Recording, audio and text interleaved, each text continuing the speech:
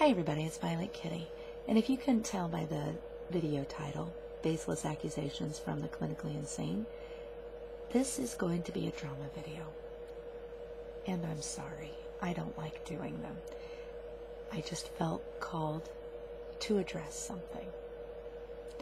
If you don't like drama videos, please close it. By all means, give me a thumbs down. I really don't care, but I know that most of you will watch through morbid fascination. Baseless accusations from the clinically insane. At some point in our life, everybody will face one of these accusations from somebody who is or should be deemed clinically insane.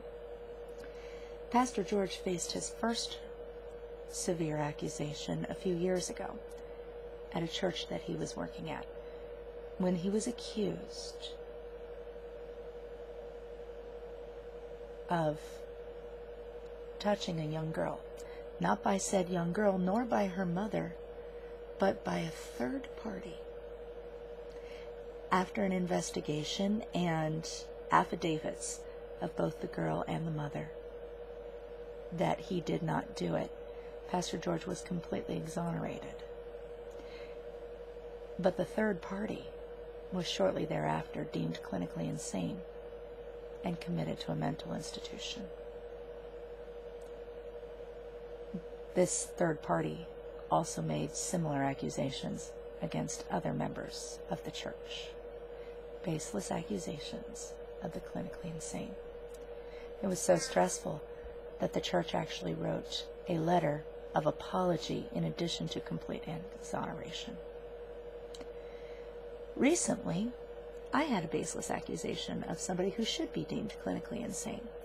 A comment of mine, "It's never too late until you breathe your last," was clipped and used in a video. A video stating that this person was experiencing death and rape threats. The comment was found on a video regarding salvation. And theologically, that is correct. It is never too late until you breathe your last.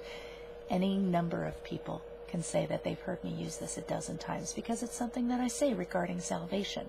It's never too late until you breathe your last. But this person chose to fraudulently represent it as a threat against herself. Baseless accusation of the criminally insane. This person, unfortunately, had a brain tumor of the right frontal lobe, subsequent brain surgery removing a good portion of her brain, and apparent resultant psychosis.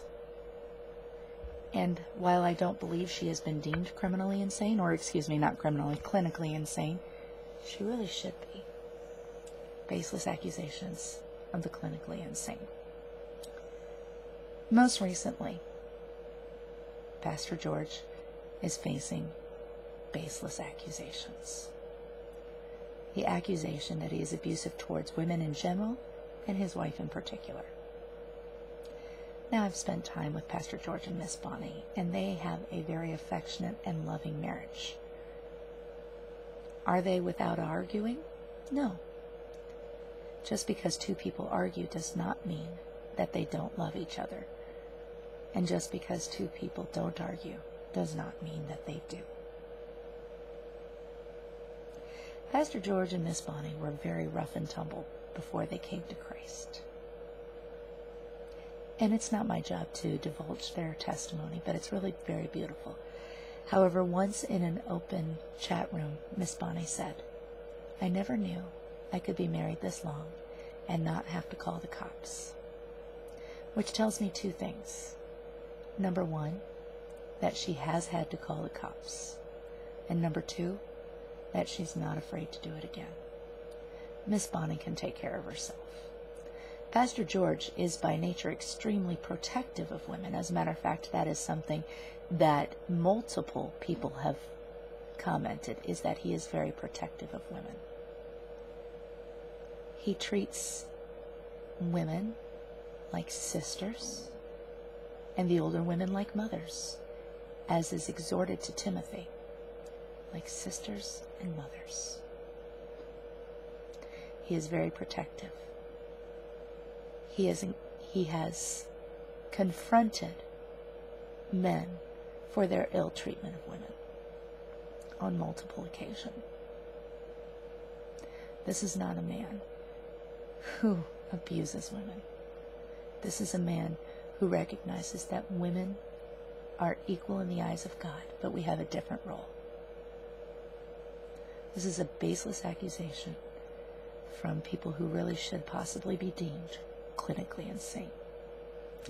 And I'm sorry for the drama, but I hope you understand what I'm saying. And that's all I have to say. VK out.